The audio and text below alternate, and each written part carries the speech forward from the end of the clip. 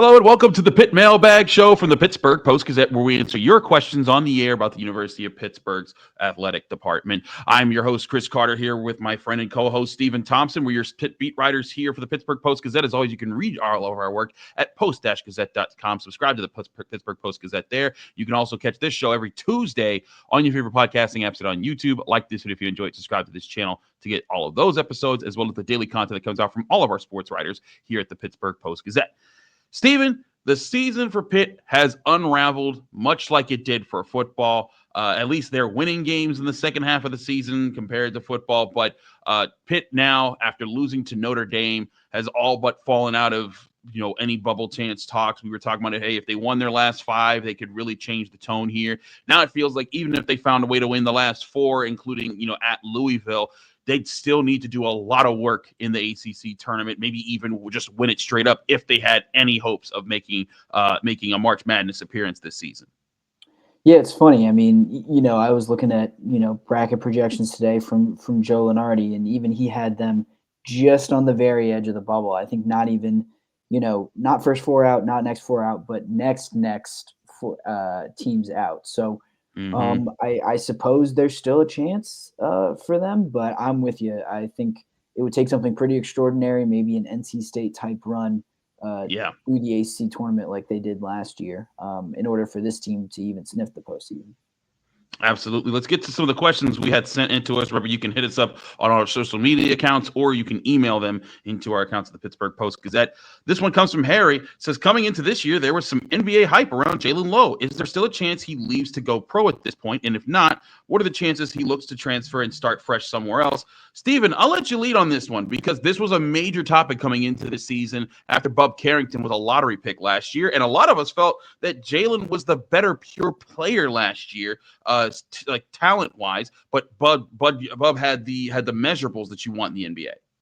Yeah, Jaland came in with a bit of a better recruiting profile or recruiting pedigree, you would say. I was one of those people who thought that Jaland certainly had an NBA future, and I think still can. But this season has not been, I think, what he or anyone else really imagined for himself. The shooting splits have been down a little bit, except for his free throw shooting, which is still excellent.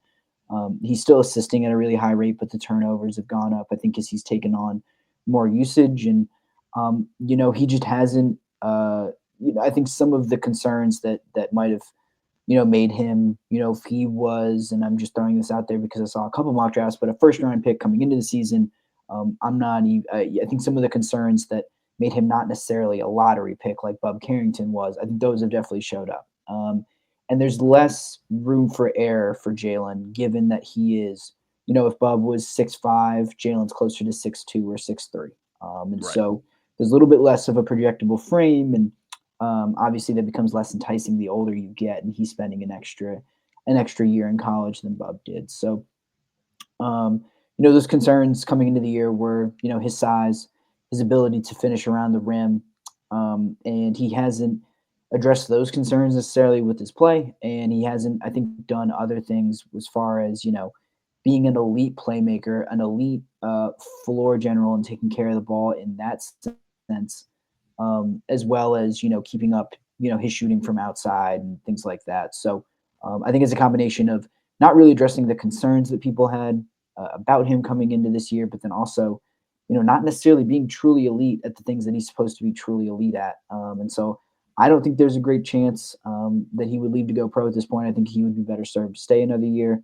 And honestly, as far as the second half of that question, I'd be really stunned if he transfers. I think that there's a really good relationship with Jeff Capel there, but also, I mean, I don't know if there's a program with more prestige or, maybe deeper pockets than Pitt that would be willing to shell out a little bit more for Jaland Lowe. I could be wrong, but I think given what we've seen his season, I'd be pretty stunned if there's someone out there willing to outbid Pitt for his services right now. Yeah, I have to say, early on in the season, I think Jaland Lowe was setting himself up for that with the plays that he made to help them beat Ohio State. He was a big reason why they even got to overtime in the first place. His court vision early on, his decision making was all sharp. Still wasn't an elite 3-point shooter or even a very good one. He was figuring out ways to finish at the rim and then protecting the ball while dishing out opportunities for the team. And the offense was one of the most efficient in all of college basketball. At that point, I was thinking, hey, maybe Jaland Lowe could be that guy. But then when they hit that rut, he was very much a part of that rut, and his mistakes have been proved costly. That decision making that was at an elite level, not as much so anymore. And that's what would have put him in the NBA this season. So I'm with you. He's not an NBA player just yet. I still think he's going to go to the NBA someday. I think that he has all the measurables. He's a tough kid. He works hard. I think he's going to push his way there over time. But he doesn't have that 6'5" frame that Bud Carrington has.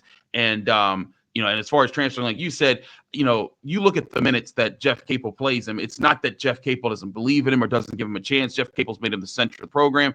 If anything, I think that Jaland Lowe would double and triple down with Pitt and with Jeff Capel to stick around and try to figure things out and get better for his junior season. So I think we're both on accord there when it comes to Jaland Lowe and his future. Let's switch to Mark's question. He said it's been talked about a lot during their 3 seasons at Pitt, but is there any chance that the twins, meaning Jorge and Guillermo Diaz Graham, could add more weight at this point in their careers? Seems like how thin they are has adversely affected their rebounding and interior defense. Steven, this is something that you and I have joked about since, we've both been covering Pitt, over the years and since the Diaz Graham twins emerged. But, we used to joke, like, after their first season on the team, that they need to go down to Florida, eat steak, and just lift weights with Blake Hinson all summer. And then we said, well, this upcoming this season, they need to do something like that. And they really haven't done that. I do think they've improved at certain things, and like you've seen them get more feisty at times, but they're still the skinny guys from Spain that aren't really physical. And, and this year, Guillermo's been heating up lately from 3-pointers, but he's not shooting at the same clip he was last year. And so when you look at these things, I do think that they need to try something as far as making them bulkier, making them tougher. I remember, as a kid, I watched Aaron Gray go from a soft, skinny guy into a really tough center in his last year and a half at Pitt. So I don't know if they have that in them, but there needs to be something, either that or they need to be able to be the prolific 3-point shooters that they're supposed to be for the Pitt Panthers to make up for that. Yeah. If you're not going to be super big, you have to be really skilled. And I don't think that either of the twins, they've been strong shooters. I think both of them at points in their careers, but not necessarily the ball handlers or playmakers that you might want. I do also wonder if there's something scientific here, where just at this point in their development, these are abnormal human beings, just in terms of their size and their frame. I mean, how much weight can you put on I believe a 21-year-old at this point in their life when they're 7 feet tall? I mean, it's tough, and it was tough enough, I think, for them to add the, I'm pretty sure it was 10 or 15, 20 pounds even in between their freshman and sophomore years. So I wonder if Pitt's nutritionists or their athletic trainers are seeing something and saying, they will have an opportunity to put more weight on, but it'll have to be later in their careers, later in their developments. I don't think, it's necessarily possible for people of that size and that height to necessarily just put on 10 or an additional 20 pounds in a healthy way. The other thing is, you worry about, and this has happened with guys in the NBA, where they put on extra muscle and it affects their jump shot. Just Right. Being a little bulkier makes your movements a little different. Carrying that weight makes it a little different. So I think it's not as simple as them just getting a little fatter, putting a few more pounds on. I think they've got to do it in the right way, and that's probably still something that Pitt's figuring out how to do for them, because I don't think Mark is alone in thinking that they do need more weight to be put on, because I think it definitely would help those things that he's talking about, the interior defense and the rebounding, even if Guillermo at least has shown some flashes of being able to rebound well and block some shots at times.